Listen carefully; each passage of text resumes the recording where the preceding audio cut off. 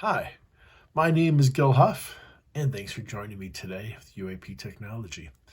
I'm excited by this show. I'm going to do a little detailed breakdown of the new UAP UFO organization that has just been passed into law, just created, signed by Joseph Biden. As part of the National Defense Authorization Act. Not getting a lot of publicity, but there's been a number of YouTubers and podcasters and some news articles on it, but most of them have been just big picture or focused on just a couple of things. And I really dived into a lot of the details. I think there's a lot of very exciting details in there.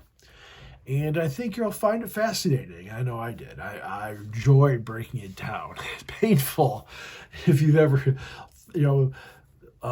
legislation is written in a way that's not easily understood. And this was legislation that was thousands of pages long. So hopefully this short breakdown will be, you'll learn a lot and you'll find it useful.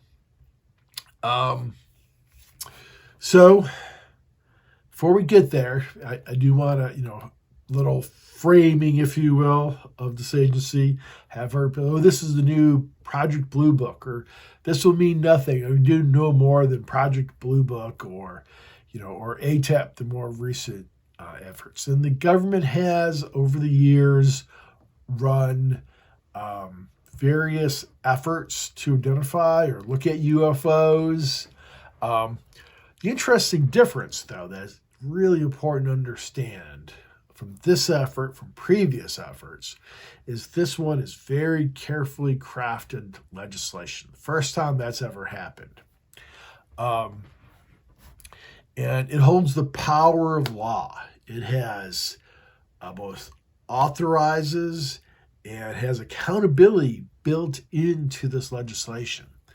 And that's first. So we are supposed to find out what the government knows about UFOs. That is now federal law.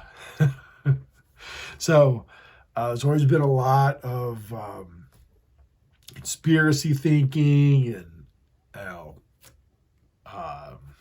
not just conspiracy thinking, but reports or testimonies of people saying the government knew a lot. Roswell and other things. So let's this is different. This is different because this is law. It is a mandate. And for the most part, the U.S. government does what Congress tells it to do. There's always a little gray. That's why I think this bill was so detailed in what it asked for. There is very little gray here. There's some, and I'll get into that a little bit. This is not the Blue Book was just a effort the Air Force did because the Air Force wanted to. A lot of reporting that is more about limiting hysteria. It was finding sometimes the explanations that Blue Book came up with were crazier than aliens. I mean, just really huge efforts to explain what there really was no good explanation for. And more modern efforts by ATEP and by the UAP task force that had more scientific, rigorous effort to be factual. So this is going to be some pretty amazing couple of years. This is like a 4-year, 5-year effort. I can't remember exactly, I think through 2026. So if you're going to like this, if you appreciate this breakdown I'm about to give, don't forget to like, subscribe if you haven't, hit the notification buttons. I don't throw out a lot of these videos, but appreciate it. I'll love to let you know when I do. And I love comments. If you have questions, thoughts, opinions, I'd love to hear them afterwards. Those are always very exciting, very welcome. One other thing, other than kind of previous government efforts and why this is different, the Department of Defense did recently announce the establishment of the OMSIG,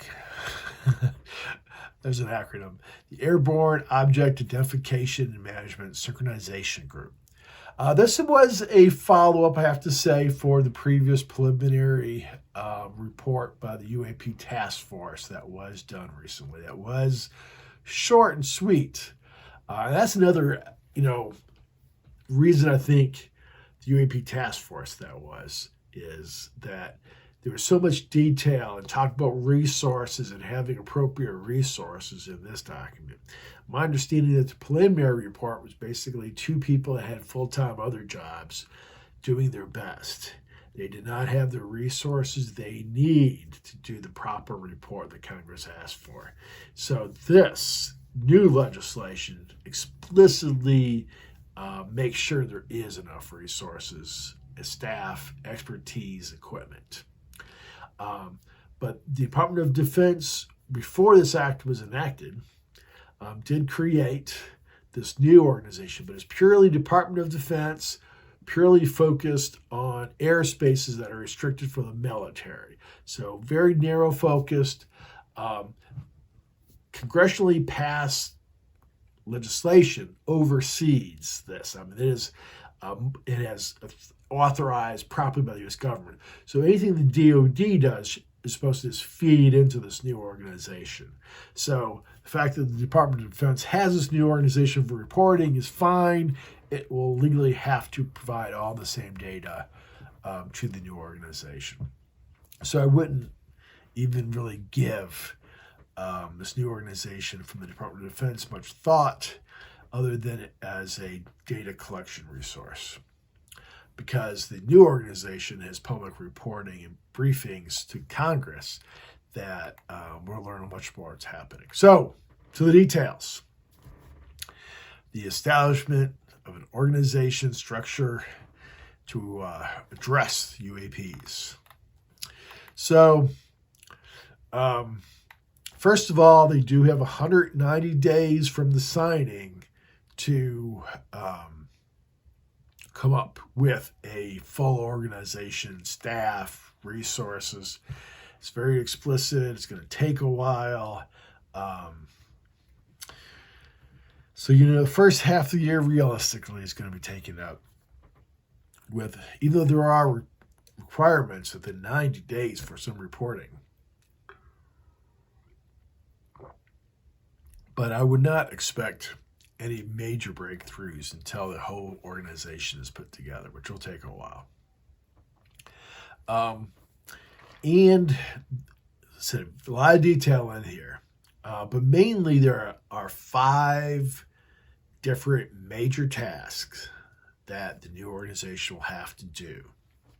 It's not that simple legislation, but if you break it down, look at it, analyze it, I really see 5 major buckets. And I'm going to break those down for you right now. So first one, the obvious one, kind of, is data collection and analysis. But it breaks down to a lot of detail. It's not just see what out there, see what people are reporting, collect the data. They have to have standardized collection, reporting, and analysis of incidents. They have to include reporting on adverse psychological effects, something that has seen both physical and psychological trauma and strange follow-ups after seeing UAP is pretty classic. So it's not just what they saw in the sky. What are people experiencing? That could be an important part that no other previous reports have really looked at least government report.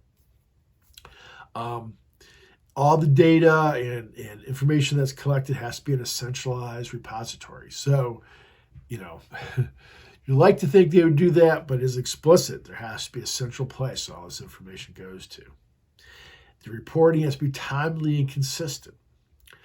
The new organization has to coordinate, not just explicitly with the Department of Defense and intelligence agencies, but also with the FAA, NASA, Homeland Security, National Ocean Association, and the Department of Energy. Each of those has a unique role and history with UAP. So again, this is a much broader effort. And even going broader, the data and analysis has to include coordination with our allies, other countries.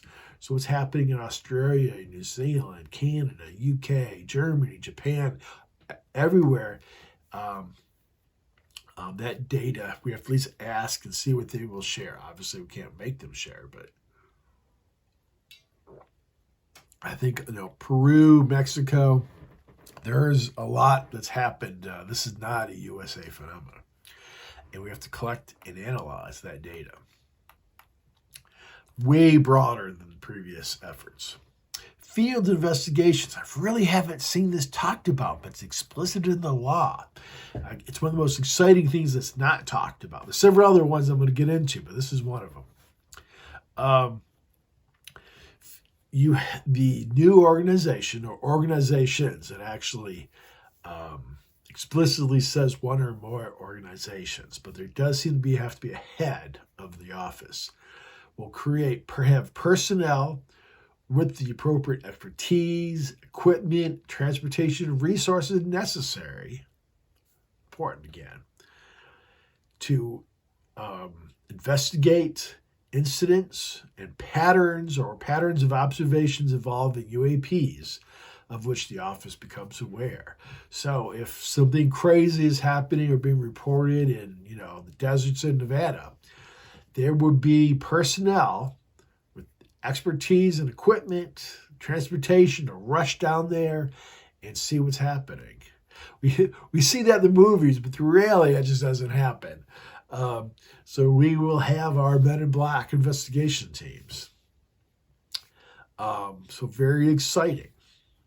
And they will have the resources they need. And here's another thing that kind of ties in but is separate.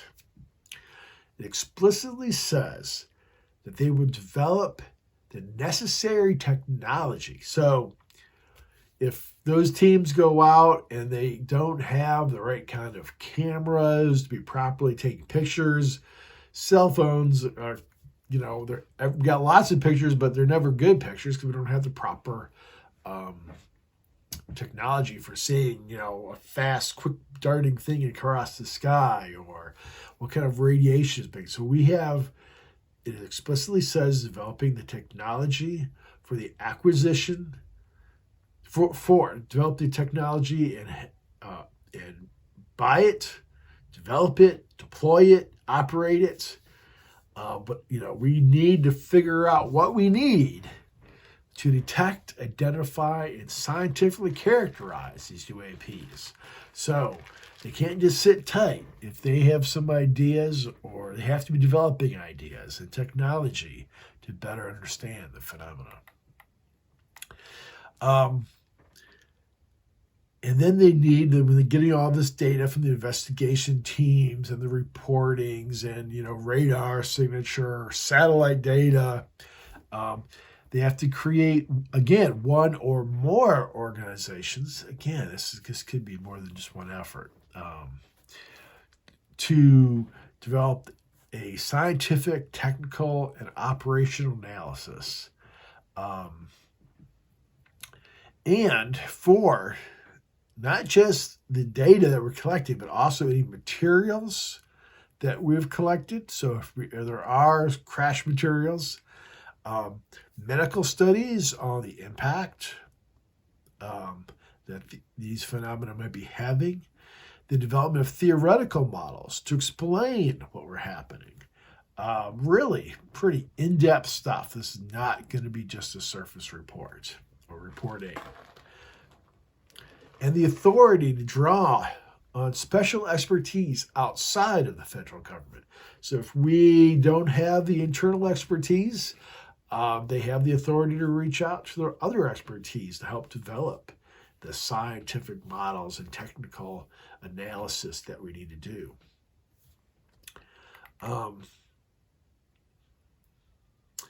And particularly to develop and test, again, scientific theories to account for UAPs that exceed known technology.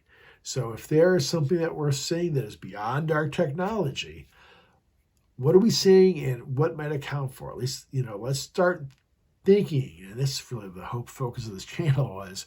So I'm excited the federal government's now going to be doing it, and it explicitly says, these are some of the things that, we see with UAPs that we just can't explain. They don't have control surfaces. They don't have clear propulsion. They're traveling, they're moving, but we don't understand how. So aerodynamic controls, structures, materials, sensors, weapons, electronics, power generation, if they exceed what we know is capable of, it's not beyond the state of the art. And not just see those, but actually develop potential future investments in research to replicate. That's right.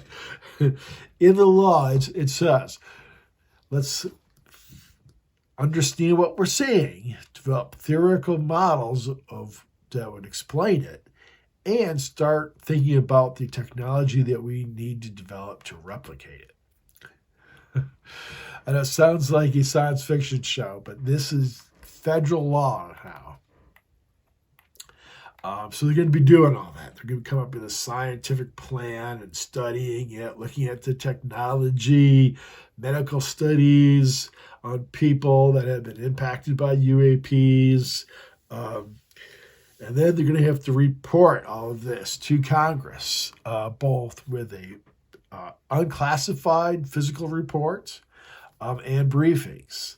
And they're very explicit about everything they're looking for. So again, they have to be looking for all this with that analysis. And again, incredibly detailed. Really appreciate the thought that went into this. And it's probably, people assume it's Chris Mellon and Lou Alexander and some of the people that have done some of this, but been very frustrated by what's not available. And they know what they wanted to see, and they've really gone for it here. At least that's my understanding. So one part is this a little more classified, but they have to assign an appropriate level of priority for the national intelligence framework to understand what's happening and what its impact be. So if, outside of time of Congress, intelligence agency has to kind of prioritize what this might mean. They have to do a unclassified report with a kind of attachment that's classified, but the main report is unclassified. Oh my God, it's so exciting. It has to be submitted no later than, probably means it'll be that morning, of October 31st. That's right, Halloween 2022. We're going to get a UFO report that has, just hold on, it's a long list, but it's an exciting list of details that we're going to find out. And it has to, first of all, it has to report who's in charge of this organization, what is the structure, what is the organization, what does it look like? So Congress says that we've created this. You can't just say, here's the report. You've got to say who's in charge, what the structure is, what the organizations are, what the name of the organization is. Project Green Book? I don't know. Well beyond blue. So, and then it breaks down what we need. And man, again, here we go. All UAP events that have occurred within the last year. Okay, it's reasonable, right? Getting, apparently there's like hundreds that are happening every year. Just the military is tracking. So I don't know if the FAA even has a way of counting it right now. But not just all events within the last year, all events not in the 1 year period, but not included in a previous report. So if it wasn't in the UAP preliminary task force report, it's going to be a big report. That's the first Halloween report. All UAP events that have in the last year and have never been, or any that's never been reported to Congress. There you go. Somebody's going to be very busy. And analysis and data of these UAP events. So you can't just say 500. You got to give analysis on what we think we're seeing. The analysis has to be by how the data was collected. Geospatial, radar, human, there's all these, like a lot of NIMS. That's what they had. They had two different F-18s, two pilots each. They all saw the object. The infrared cameras locked on it. The battleship's radar locked on it. Reportedly, satellites saw it as a real physical object that had technology beyond and what we could do that was traveling in a clearly intelligent manner, playing games with them. So they can't just say they saw it. They have to say, hey, we saw it this many different ways. They have to say how many incidents were in restricted airspace. So, Department of Defense, are these threats? And they have the other thing they have to say is, are these threats to national security?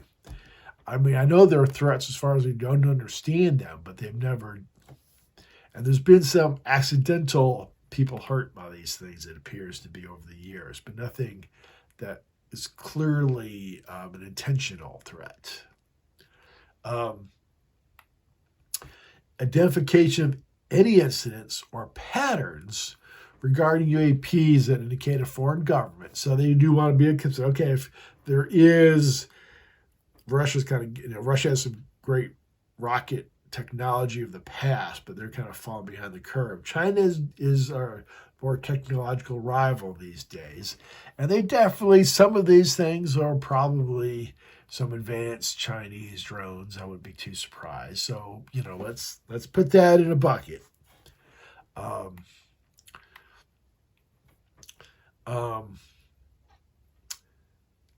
Update in coordination with the U.S. allies. So let's find out what our U.S. allies got to report on that. Efforts on any health-related effects. And interestingly enough, the number of UAPs associated with military nuclear assets, particularly weapons, nuclear power, nuclear fuel storage, or other facilities, because there is a long history of that and reporting. So, pretty exciting stuff. This would be a very detailed report. So, in addition to the paper report, there has to be congressional briefings. To the chairmen, it doesn't seem to be for everybody, but it is multiple. There will be semi-annual briefings to the chairman, and I'm assuming available to the whole committees, but at least to multiple congressional leaders.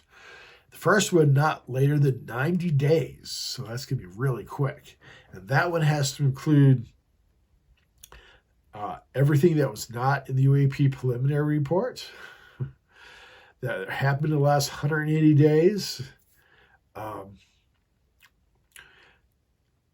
So that's kind of interesting that it both says everything that has been reported on, everything that has not been reported on, and anything recent. And explicit, this is where the accountability partly comes in. You have to explicitly say if any government agency is not sharing their information, then you have to call that out. You've got to explicitly say, Air Force isn't sharing. We've asked and they won't say. So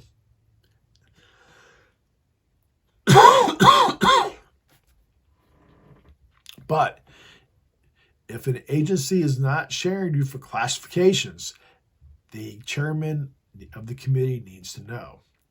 A lot of built-in accountability. Very exciting.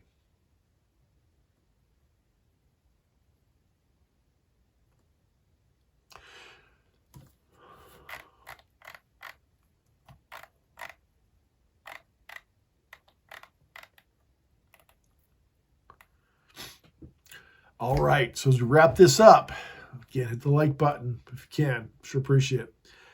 This new organization will be created in the next 190 days. It'll get to have a head. It'll have one or more organizations. It'll be tasked with 5 major things: data collection and analysis, field investigation teams for going out and to UAP hotspots that are happening, developing the necessary technology and doing scientific analysis. Explicitly says any material or crafts that we have has to give updates on. Creation of a scientific plan, identification of any technology that we need to analyze this stuff, and any technology that we're seeing that would basically just identify the potential research opportunities for duplicating any advanced technology.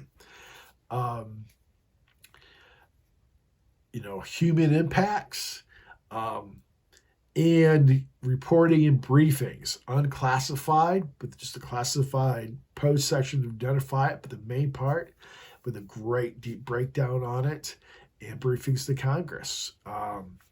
Accountability and detail. So very exciting. This is going to be a fantastic Halloween gift. I'd love to hear below if you can write comments on what you think we're going to learn. I think we're going to learn a lot. Will they come clean and admit we have 5 crashed spaceships and are trying to duplicate the technology? Explicitly says that if we do have any efforts analyzing or trying to replicate technology, they have to report on it. It's a law, so how to really do that, I don't know. But we will, I feel confident, learn a lot on Halloween 22 and probably before that, because these briefings we'll start probably getting, after 90 days, March, we should start hearing some things. So 2022 is going to be an exciting year for UAPs, and hope you stay tuned for this channel to track some of it. I'll do my best to really shift through it all, get to the hot, good stuff, share it with you. Look forward to it. Thank you for joining. Have a great day.